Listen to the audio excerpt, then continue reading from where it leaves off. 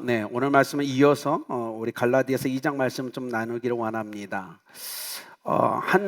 정말 신앙이 아주 뜨겁고 열심히 한 청년이 있었어요. 자기가 믿음이 있다고 좀 느껴졌고, 믿음으로 무엇을 하든 뭔가 가능할까라는 확신이 있었습니다.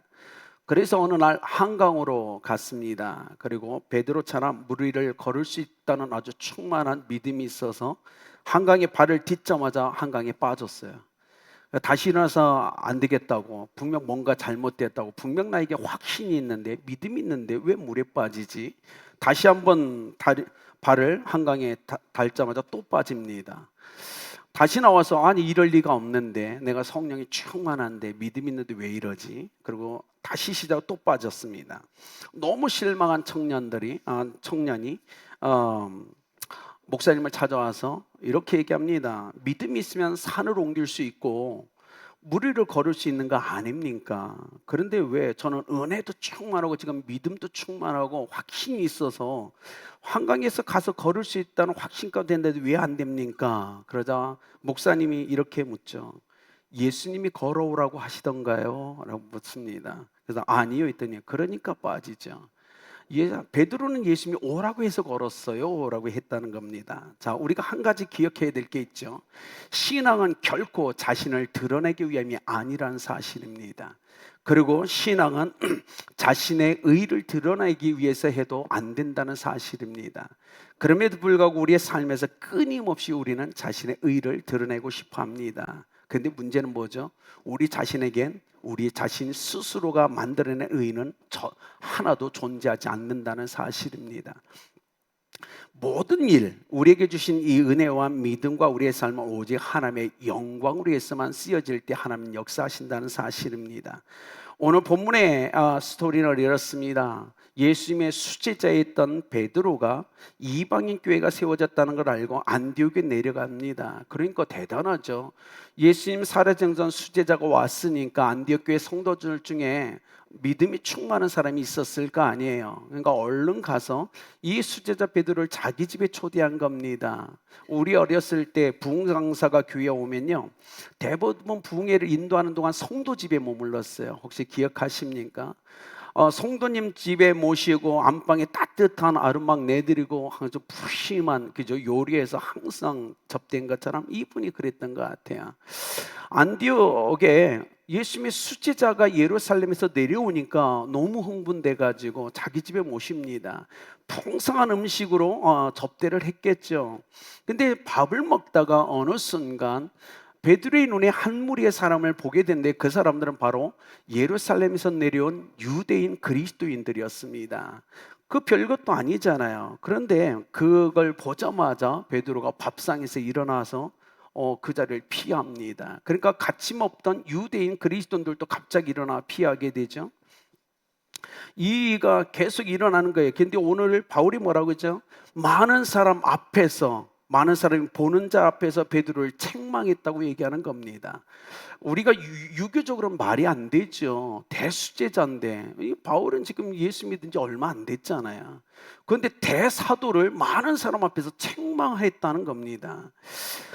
누가 보면 이렇게 얘기할 수 있죠. 아니 좀 심했네. 뭘 밥 먹다가 좀 이렇게 눈치 보고 좀 피한 걸 가지고 뭐 구차하게 그걸 갖고 뭐라고 해. 그게 뭐 큰일이라고. 누군가는 그렇게 할 수 있죠. 뭐 사소한 일인데 뭐 별것도 아닌데 너무 바울이 오버하는 거 아니야? 이렇게 생각할 수도 있다는 겁니다. 근데 그 일 때문에 그 일이 별거 아니라면 분명 성경에 기록되지는 않았을 겁니다. 그런데 성경에 그 짤막한 사건의 스토리가 기록되어 있다는 건 분명 우리에게 주는 메시지가 있기 때문이라는 사실이죠. 자, 유대인들은요, 선민의식이 굉장히 강했어요. 이방인과 우리는 다르다. 이방인은 바울의 표현과 좀 죄인이다라고 생각했죠. 근데 레위기를 우리가 새벽에 묵상하는 것처럼 이스라엘 백성은 부정한 것에 접촉하면 자기도 부정해진다고 생각했고 그 신앙과 가치관을 갖고 인생을 살아갔던 사람이에요. 근데 베드로는 지금 이방인 성도의 집에서 밥을 먹고 있는 겁니다. 부정한 죄인인 이방인들과 함께 접촉하며 그곳에 밥을 먹고 있는 겁니다. 그러니까 어떻게 해요? 예루살렘에서 내려온 유대인들, 유대인 크리스찬이 오해할 수 있겠죠. 그는 머릿속으로 생각한 거야. 저들이 나를 오해하면 어떨까? 오해하지 않을까? 그래서 일어난 겁니다. 근데요, 베드로의 이 행동이 참 재밌어요. 왜냐하면 사도행전 15장에 가면 예루살렘 회의 내용이 기록되어 있는데, 예루살렘 회의에서 베드로가 뭐라고 했냐면, 유대인들 향하여 너희와 너희 조상들도 매지 못하는 그 율법의 멍에를 왜 이방인에 부담시키는 거라고 베드로가 책망했거든요. 그런 다음에 어떻게 했죠? 그러면서 하나님께서 이방인을 용납하셨는데 왜 저들을 그렇게 하냐고 했던 게 베드로였어요. 그런데 베드로가 오늘 희한해요. 예루살렘 회의에서는 그렇게 담대하게 율법의 몽해를 지우지 말라고 그가 스스로 얘기했던 사람이 밥상에서 이방인과 함께 밥을 먹다 헬라인 예루살렘에서 유대인 크리스찬이 오는 걸 보고 일어나서 피해가는 모습이 바울의 시선에서는 뭐죠? 율법주의자로 보였던 거예요. 네가 그렇게 율법을 이방인에게 쥐어지면 안 된다고 선포한 너 자신이 지금 너의 행동은 너는 율법을 가진 자처럼 움직이고 가고 있지 않느냐라는 거야. 예루살렘 회의에서 네가 한 말이 맞다면 이곳에서 눈치 보지 말고 너희가 그들을 용납한 걸 아주 담대하게 함께 식사를 해야 되는데 지금 너희 행동은 유대인들에게 눈치를 보며 책 잡힐까 봐 아니면 그들의 어떤 비방을 들을까 봐 하는 모든 게 율법의 행위가 아니냐라고 지금 얘기하는 겁니다. 그래서 바울이 복음의 진리를 떠나 바르게 행하지 아니함을 보고 책망하니라. 복음의 진리를 떠나서 바르게 행하지 않았다라고 지금 책망하고 있는 거예요. 자, 기억하십시오. 바울이 이렇게 얘기하는 겁니다. 네가 믿음으로 의를 얻었다고 그렇게 믿는 내가 지금 행동은 뭐예요? 율법의 행동을 왜 하냐는 거예요. 믿음으로 의를 얻었다고 확신한 너가 왜 율법의 행위를 하느냐? 즉 뭐냐면 넌 믿는 사람이잖아. 근데 왜 믿지 않는 사람 앞에서 믿지 않는 사람같이 행하지? 지금 이 얘기를 하고 있는 거예요. 믿는 자가 내가 정말 믿는다면 믿지 않는 사람 앞에서도 믿는 자의 삶을 살아가야 되잖아요. 믿음으로 의를 얻으니까. 근데 믿지 않는 사람 앞에서 눈치를 보면서 믿지 않는 사람처럼 행동하는 게 문제였다고 얘기하는 겁니다. 자, 오늘 본문을 통해서 우리는 두 가지 교훈을 얻어야만 됩니다. 첫 번째는 인간의 의를 우리는 고민해야 된다는 겁니다. 인간의 의 뭐죠? 인간의 의는 철저하게 딱 하나입니다. 행위로서 얻어집니다. 여러분도 그러잖아요. 행위로 말미암아 인간은 의를 얻어요. 그래서 어떻게 하죠? 얘기한 대로 법을 지킵니다. 선행을 행합니다. 공로를 쌓습니다. 이런 것이 그 사람의 의가 돼요. 인간이 얘기하는 의는 절대적으로 행위와 연관되어 있습니다. 그래서 어떻게 하죠? 자칫 잘못하면 우리를 교만하게 만듭니다. 왜? 내가 행했으니까요. 내가 공로를 끼쳤으니까요.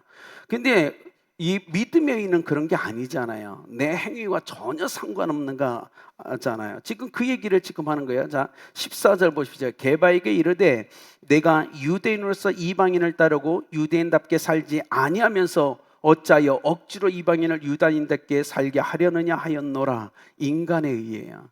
지금 베드로, 당신이 수제자이지만 당신이 하는 행동은 율법의 의를 지금 보여주고 있지 않습니까? 라고 얘기하는 거예요. 그렇게 해서 당신의 의가 드러날까요? 이 얘기하는 거예요. 여러분 기억하십시오. 유대인들이 그 율법을 지킴으로 말미암아 절대 그들은 하나님의 의를 얻을 수 없습니다. 유대인이 유대인답게 율법을 지킨다고 하나님의 의가 그들에게 주어지지 않아요. 의는 행위로 얻는 게 아니기 때문에 그렇습니다. 그래서 지금 바울이 지금 그 얘기를 하는 거예요. 베드로는 할례 받은 사람들이 두려웠어요. 그래서 그들의 시선, 그들의 비방, 손가락질이 두려웠습니다. 성경은 뭐라고 얘기하죠? 딱 하나 얘기합니다. 사람을 두려워하면 올무에 걸리게 되느니라. 지금 베드로가 이 외시가 한 건 뭐냐면 지금요 사람에 대한 두려움 때문이라고 얘기하는 거예요. 그런 예루살렘에서 내려온 유대인들이 두려웠어요. 두렵다 보니까 자기 올무에 걸린 거예요. 그러니까 뭐죠? 믿음으로 만나는 의의 삶이 아니라 율법을 내가 뭐 좀 지키면서 이방인을 나는 가까이 하지 않았다라는 자기의 행위로 말미암아 의를 얻으려고 하고 있다는 거예요. 이게 그의 문제였다는 겁니다. 여러분 어떻습니까? 여러분 사람을 두려워하십니까? 사람을 두려워하면 올무에 걸립니다. 저도 그렇고 여러분도 똑같습니다. 왜냐하면 사람을 두려워하면 눈치를 봐야 되고요, 그의 시선 아니면 그의 어떤 비방, 그의 입술에 나온 말들을 자꾸 신경 쓰이기 때문에 움츠러들게 돼 있고요, 믿음으로 살지 못합니다. 왜? 내 중심이 그에게 맞춰져요, 사람을 두려워하면. 그래서 바울이 지금 그 얘기하는 거예요. 복음의 정신을 누구보다 잘 알고 있었던 베드로 사도가 왜 그랬냐는 거예요.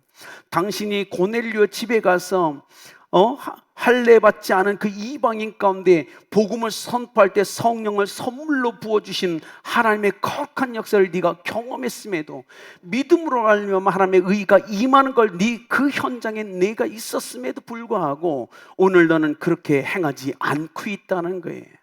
그래서 바울은 지금 이 얘기를 하는 겁니다. 잠언 29장 25절, 사람을 두려워하면 올무에 걸리게 되거니와 여호와를 의지하는 자는 안전하리라 라고 얘기하죠. 여러분, 이게 문제예요. 수제자가 그러니까 어떻게 하죠? 같이 그 집에 머물던 유대인 크리스찬들도 전부 다 일어나 버립니다. 그리고 더 심한 게 안디옥 교회 지도자에 있던 바나바까지 유혹됐다고 얘기해요. 대단하죠? 지금 얘기하는 거예요. 우리는 기억해야 됩니다. 그들이 일어나서 집을 나가자마자 누가 상처받았을까요? 네, 그 집에 있는 이방인 그리스도인들이 상처를 받은 거예요. 갑자기 일어나고 말도 없이 뛰쳐나가는 그들의 모습에 왜? 지금 이 얘기를 하고 있는 거야. 기억하십시오. 인간의 자기 의는 누군가에게 상처를 주게 되어 있습니다. 여러분, 그래서 우리가 이게 가정교회에서 목장 모임할 때 절대 자기 자랑하지 못하게 하잖아요.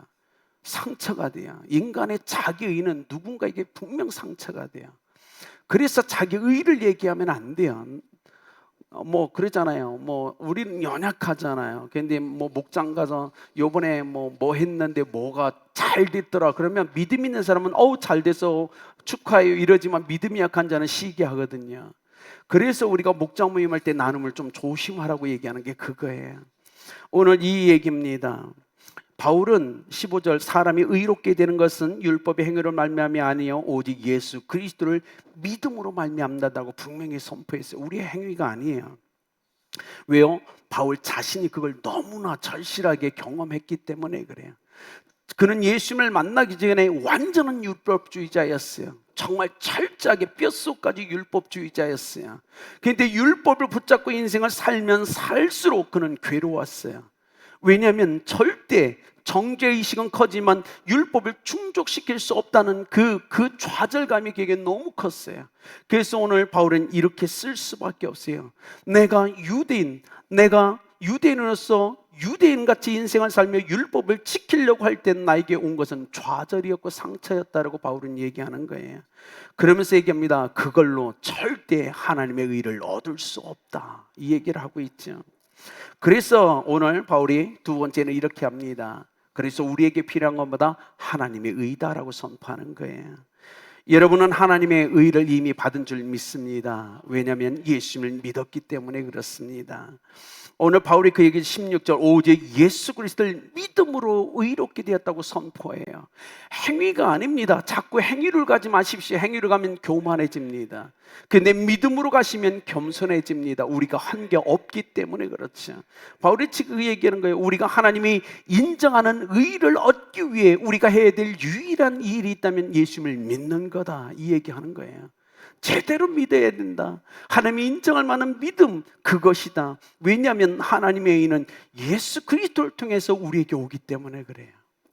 여러분, 예수님을 통해서 하나님의 의가 우리에게 옵니다. 즉 뭐냐면 우리의 삶에 예수 그리스도가 없이는 하나님의 의가 우리에게 올 수 없다는 거예요. 그래서 예수님을 믿어라 라고 얘기하는 거예요. 굉장히 중요하죠. 바울이 이렇게 얘기하는 거예요. 예수 그리스도를 믿는 믿음이 있다면, 당신 정말 믿음이 있다면 누가 당신에게 뭐라고든 담대하게 그 자리에 앉아서 이방인 크리스찬과 함께 끝까지 식사를 했어야 됩니다, 이 얘기하는 거예요. 그게 없었다고 얘기하는 거예요. 왜냐하면 우리가 믿음으로 하나님 앞에 의롭다함을 받기 때문이라고 얘기하는 겁니다. 그래서 바울이 이런 과정을 로마서 10장 2절에 이렇게 얘기하죠. 저희가 하나님께 열심히 있으나 하나님께 열심히 있어요. 그런데 지식을 쫓는 것이 아니라 하나님의 의를 모르고 자기 의를 세우려고 힘써 하나님의 의를 복종치 아니하였느니라. 뭐죠? 열심히 있어요. 하나님에 대해 어마어마한 열심히 있습니다. 교회 안에서도 열심히 합니다. 그런데요, 뭐죠? 자기 의를 세우려고 열심히 내요. 그래서 어떻게 죠? 그래서 하나님께 복종하지 않아요. 자기가 답이거든요. 자기가 기준이거든요. 그 얘기하는 거예요. 그래서 바울이 이렇게 합니다. 자기의 의를 위하여 하나님께 대한 열심을 갖고 있는 것, 그것은 잘못된 거다, 이 얘기하는 거예요. 바울 사도요, 당신의 의를 위하여 하나님께 열심 내는 것, 그건 다 부질없는 짓입니다. 왜 그렇게 사십니까? 로마 교회 형제자매들에게도 통일하게 얘기하는 거예요. 너희가 자기 의를 세우려고 하나님께 열심 내는 그 모든 게 의미가 없다는 사실을 기억하라라고 얘기하는 겁니다. 아니, 어쩌면 저도 그럴 수 있어요. 저도. 왜냐면 저도 연약하잖아요. 어느 순간 목사로 인생을 살면서 어느 순간 저도 모르는 사이에 제 의를 세우려고 할 때가 분명히 있을 겁니다. 그러나 그것 때문에 하나님께 열심히 있는다면 그것조차 하나님은 인정하지 않을 겁니다. 그러니까 우리는 조심해야 됩니다. 우리의 행위를 말미암아 하나님의 의를 받을 수 없다는 사실 앞에 우리는 겸손해야 된다는 거예요. 고린도후서 5장 21절에 이렇게 기록되어 있죠. 하나님이 죄를 알지도 못한 자를 우리를 대신하여 죄인 만드신 것은 우리가 그의 안에 하나님의 의가 되려 함이라. 우리를 하나님의 의가 되게 하기 위해서 하나님이 예수 그리스도를 십자가에 못 박았다고 성경은 얘기하고 있다는 거예요. 여러분이 한 거 있나요? 제가 한 게 있나요? 아무것도 없어요. 오직 하나님이 하셨어요. 우리를 의롭다 하고 우리에게 의를 주기 위해서 오직 하나님이 독생자를 못 박으셨어요. 하나님이 하신 그 일이 의로우신 거예요. 우리가 한 게 아니에요. 우리는 단지 예수 그리스도를 믿음으로 하나님의 그 일을 받았을 뿐입니다. 그래서 지금 바울이 계속 얘기해요. 예수 그리스도와 상관없는 그 모든 것은 하나님께 영광이 되지 못한다. 예전에 제가 좀 어렸을 때 이런 얘기를 많이 들었죠. 흑인이 그 피부를 하얗게 할 수 없고 표범이 그 반점을 변하게 할 수 없다라는 표현이 저희 고등학교 때인가 좀 많이 회자됐는데 아시나요? 흑인은 절대 백인이 될 수 없다. 표범이 절대 자기의 몸에 있는 그 반점을 없앨 수 없는 것처럼 여기 있는 의인은 육체를 입고 있는 한 어쩔 수 없는 죄인이라는 사실을 변하지 않습니다. 여러분, 우리는 그런 거예요. 그럼에도 불구하고 하나님만이 할 수 있는 그 일을 행하셨어요. 독생자를 십자가에 못 박아서 우리를 위해 대속의 은혜를 베푸시게 하셨어요. 그 예수님을 믿음으로 우리는 의를 얻는 겁니다. 그래서 의는 오직 하나님께로부터 와요. 의를 결정하시는 분, 의롭게 하시는 분, 의롭다라고 판단하시는 그 모든 기준은 하나님께 있습니다. 그리고 우리는 믿음으로 그걸 받습니다. 그래서 시편 72편을 이렇게 합니다. 하나님의 의는 우리에게 선물이다라고 얘기해줘요. 여러분, 이 선물 다 받으셨습니까? 우리는 이 삶을 살아가야 됩니다. 우리가 마지막 때 하나님의 공력이 나타나서 우리가 이 땅에 했던 모든 것을 불태우실 거라고 얘기하는 겁니다. 다 없어질 겁니다. 불타서 무엇이 남을까요? 과연 하나님께 대한 열정, 그러나 그것이 그 열심이 나를 위한 자기 의를 위한 거였다면 하나도 남지 않고 다 사라질 겁니다. 그러니까 오늘 우리는 믿음을 붙잡아야 됩니다. 예수님만 믿는 것, 그것만이 우리의 삶에 유일하게 남아있을 하나님의 의가 되기 때문에 그래요. 오늘 말씀과 너무 유사한 그 역사적 예가 한국 교회에 있었죠. 여러분 한 번 정도는 들어보셨을 거예요. 주기철 목사님과 우리 조만식 장로님에 대한 스토리 여러분 아실 겁니다. 주기철 목사님이 오산학교에 다닐 때 이 조만식 장로님은 스승이었죠. 은사였어요. 그를 이끌어주고 가르쳤던 선생님이었죠. 후에 이 주기철 목사님을 평양 산정교회 담임 목사로 데려간 것도 바로 조만식 장로님이셨어요. 그러니까 뭐냐면 이 주기철 목사님은 은혜만 계속 받은 거죠. 자기가 학교에서도 은혜 받지만 평양 산정행교회 담임 목사로 자기를 데려간 것도 또 장로님이셨으니까. 조만식 장로님 당시 민주주의 지도자로 정말 국민들에게 엄청난 존경을 받고 있었던 분이죠. 나이를 치나 유명도로 보나 이 주기철 목사님은 도저히 따라갈 수 없는 아주 저 높이 계신 분이 장로님이셨어요. 근데 어느 날 예배를 드리는데 우리 조만식 장로님께서 누구와 약속을 하고 서둘러서 오다가 예배 시간에 늦은 거예요. 예배가 이미 시작됐는데 예배를 머물고 들어옵니다. 헐레벌떡 들어와서 막 앞자리 앉으려고 막 걸어올 때 그 모습이 주기철 목사님에게 보입니다. 주기철 목사님이 그 자리에 그 많은 성도 앞에서 그 장로님, 은사였고 자기를 이 교회 담임 목사로 인도했던 그 장로님을 면책하죠. 이렇게 얘기합니다. 장로님, 본이 되셔야 할 장로님이 예배에 늦게 오시면 됩니까? 그리고 늦게 오셨으면 뒤에 조용히 앉아 예배를 드릴지 앞자리에 오시려고요? 무슨 면목으로 앞자리에 앉으십니까? 라고 막 구사를 줍니다. 그래서 조만식 장로님이 제일 뒤에 가서 의자에 앉지도 못하고 서서 예배를 끝까지 드립니다. 예배가 끝나자마자 조만식 장로님이 이렇게 얘기하죠. 본이 되어야 할 장로가 예배에 늦게 와서 무엇이라 드릴 말씀이 없습니다. 아울러 목사님의 마음을 편안하게 해드려야 할 장로가 도리어 목사님의 마음을 아프게 해드려 너무나 죄송합니다. 앞으로는 이런 일이 2번 다시 없도록 조심하겠습니다. 그 일이 엄청난 이슈가 되고 우리 조만식 장로님은 더 많은 사람들에게 존경받는 인물이 됩니다. 여러분, 우리 사회 속에서는 이해가 안 되는 거죠. 그러나 기억하십시오. 의라는 건 오직 예수 그리스도를 믿음으로 된다는 사실입니다. 그렇다면 우리의 삶에 그 의가 분명 흘러가도록 믿음의 삶을 살아야 된다는 겁니다. 오늘 어쩌면 저나 여러분이 베드로처럼 하나님의 의를 이미 소유했음에도 불구하고 율법적으로 살아가고 있지는 않으십니까? 그렇다면 우리는 회개해야 됩니다. 하나님, 다시 한번 나의 행위가 아니라 오직 예수 그리스도를 믿는 믿음 안에서 담대하게 그리스도인처럼 복음에 합당한 삶을 살아갈 수 있도록 은혜 달라고 우리는 기도해야 되는 거예요. 사람의 눈치 보고 사람을 두려워하며 기죽어서 진리와 상관없는 그 삶이 아니라 성경이 그렇다라고 하면 그런 삶을 우리는 살아가야 되지 않을까요? 오늘 말씀, 이 바울은 이 베드로와 바나바 그리고 유혹됐던 유인대들을 향하여 이렇게 메시지를 던지고 있는 겁니다. 하나님의 의를 따라 인생을 살아가십시오. 그것이 우리가 해야 될 일입니다.